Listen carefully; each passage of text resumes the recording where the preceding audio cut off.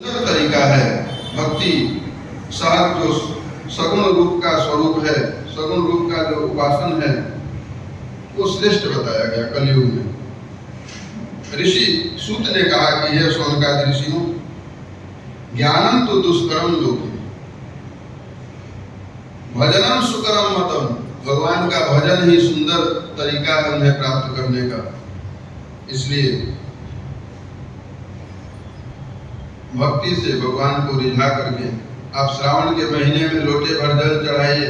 कहाँ प्रपंच में पढ़ने जाएंगे, निर्गुण को ढूंढते रहेंगे आप, उतना ढूंढने में आपका पूरा जीवन निकल जाए।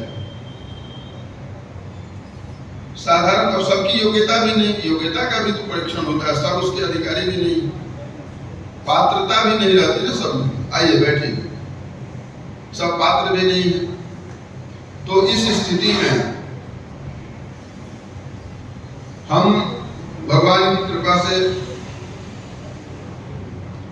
उनकी कृपा का, उनके अनुग्रह का लाभ प्राप्त कर पाते हैं जब हम सगुण की उपासना करते हैं, शीघ्र लाभ प्राप्त कर पाते हैं। सगुण और निर्गुण का विवेचन हुआ है यहाँ पर। शिव को वा हरि को वा, ऋषियों ने प्रश्न किया, शिव जी कौन है, भगवान हरि कौन है, आप हमें बताइए। शिव को वा हरि को वा, रुद्र को वा विधिष्ठकः, एतेषु निर्गुणः को वा हेतम नश्चिन्ति संशयम्, हमारे संशय को दूर करिए। शिव कौन है, रुद्र कौन है? सूत जी ने, ये पहले भी चर्चा हो चुकी है हरिहर की अभेदता के विषय में, कहा कि इसमें कोई भी भेद नहीं है। भगवान जो है शिवे त्रिगुण संभिन्ने रुद्रे तो गुणधामनी, रुद्र रूप गुण के साथ अवतरित होते हैं, जो भगवान ब्रह्मा जी के गोमध्य से प्रकट होते हैं, रुद्रावतार होता है, और निर्गुण रूप में महादेव हैं। वस्तुतः इसमें कोई भेद नहीं है, जैसे स्वर्ण में और स्वर्ण के आभूषण में भिन्नता नहीं।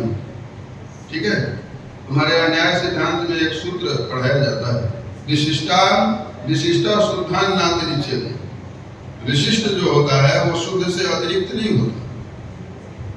अश्व को यदि श्रृंगारित किया जाए, बारात के समय में घोड़े को, दूल्हा को सजता है, घोड़े को भी सजाते हैं लोग, कुछ कुछ उसकी मालाएं पहनाते हैं गले।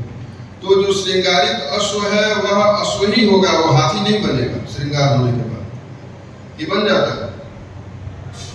ऐसे ही विशिष्ट जो है शुद्ध से अतिरिक्त नहीं माना जाता है।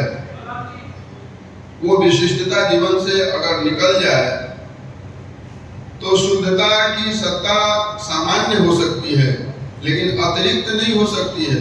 वो मानव ही रहेगा, पशु नहीं हो जाएगा, शरीर उसका मानव का ही है। तो विशिष्टता तो सर्वोपरि है, विशिष्टता सबके लिए समादरणीय भाव है, विशिष्ट होना चाहिए। तो शिव जी में निर्गुण गुण सगुण में कोई भेद नहीं है, ऐसा बताया। ज्ञान का निरूपण किया, ज्ञान के स्वरूप को प्रकट किया। यहाँ पर सूत जी ने बताया, सर्वम व्याप्य शिव साक्षात व्यापक सर्वजंतुषु, इस संसार में भगवान शिव ही चारों ओर व्याप्त हैं इस जगत में, और चेतन अचेतन सब में सर्वत्र भगवान की ही सत्ता विद्यमान है। आप ये मत सोचिए कि शिवालय में शिव जी बैठे हुए हैं, देवालय में देवता विद्यमान है, चारों ओर बैठे। छोटे छोटे जीवों के अंदर भी उस भगवान की सत्ता है, ईश्वरीय सत्ता है। इसलिए हमारे यहाँ संत महापुरुष जीवों को भी दुख नहीं पहुंचाते। छोटे जीव को भी, आप चींटी को भी दुखाते हैं तो भगवान को दुख होता है, मच्छर को भी मारते हैं गुड नाइट जला के तो भगवान को ही दुख होता है। अब आप अपनी गुड नाइट करने के लिए उसको जीवन उसका नष्ट कर देते हैं। और बच्चों का जीवन, और कई लोगों को मैंने देखा है कमरा बंद करके गुड नाइट जला के बच्चों को भी सुला देते हैं, उसमें बताओ उनकी बीमारी फैलेगी कि नहीं फैलेगी?